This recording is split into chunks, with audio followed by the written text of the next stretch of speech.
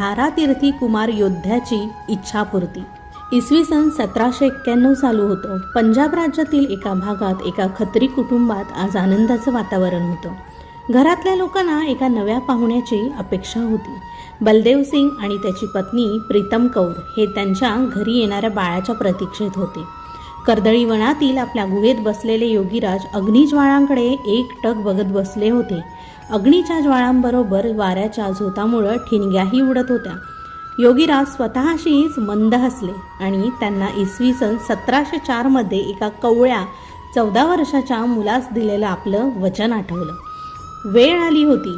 योगीराजांनी आपला त्रिशूळ उचलला आणि ते गुहेबाहेर पडले। आज सर्व अरण्यही आनंदले होते। जणू काही योगीराजांच्या प्रयाणाचा हेतू त्यांना समजलाच होता। योगीराज पंजाबमधल्या त्या गावच्या वेशीवर उभे होते। त्यांच्या अंगावर गर्द निळ्या रंगाचा सोनेरी बुट्टे असले